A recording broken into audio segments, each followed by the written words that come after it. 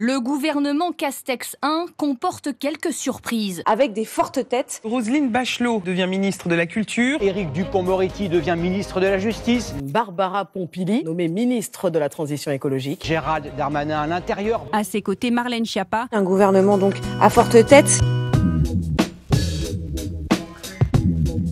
Marlène Schiappa a immédiatement réagi. Est-ce qu'elle aurait mieux fait de se taire ?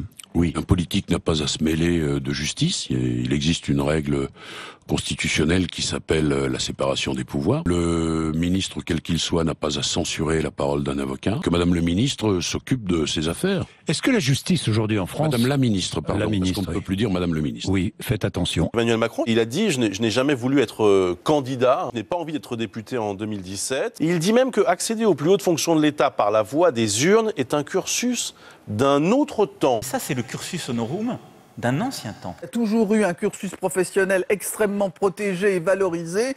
J'aimerais bien qu'il assiste à tous les banquets d'anciens combattants et faire distribuer des tracts et aller à la conquête des gens en leur expliquant ce qu'on est et ce qu'on leur propose. Alors vraiment, j'ai envie de cogner. Et pour reprendre une phrase de Marbury... Macron, comment vous dire, ras-le-bol. Macron, comment dire, ras-le-bol. Roselyne Bachelot dans toutes ses airs. Bonsoir Barbara Pompili. Bonsoir. Vous êtes coprésident du groupe Europe Écologie Les Verts à l'Assemblée nationale. Bonsoir Gérald Darmanin. Bonsoir. Vous êtes député UMP du Nord. C'est tout à fait faux. Ensuite, si c'est vrai, attendez. Mais non, c'est pas tout à fait faux. J'ai les résultats. Ne partons pas dans la caricature, s'il vous plaît, chers collègues. Ça n'a rien à voir avec ça. La partie, vous mélangez tout décidément. Regardez, alors, avec des signes. Non, attendez, Monsieur Frédéric, arrêtez, c'est n'importe quoi. Mais vous racontez n'importe quoi, Gérald Darmanin. On pouvait faire un vrai débat politique et pas dire des choses complètement fausses.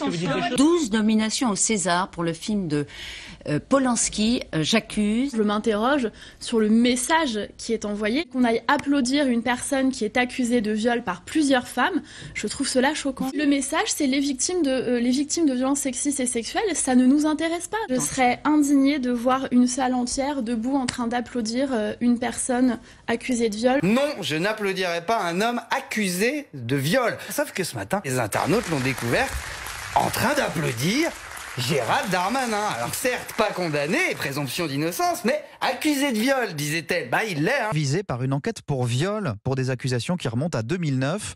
Pas d'obstacle à cette nomination, estime l'Élysée, il y a la présomption d'innocence. Vous savez, pendant très longtemps, on nous a expliqué que quand un homme était accusé de viol par une femme, le pauvre, il voyait sa carrière brisée et que sa vie était terminée. Là, on voit que manifestement, ce n'est absolument pas le cas. Et applaudir une personne qui est accusée de viol par plusieurs femmes, je trouve cela choquant. Je m'interroge sur le message qui est envoyé. Le message, c'est les victimes de violences sexistes et sexuelles, ça ne nous intéresse pas.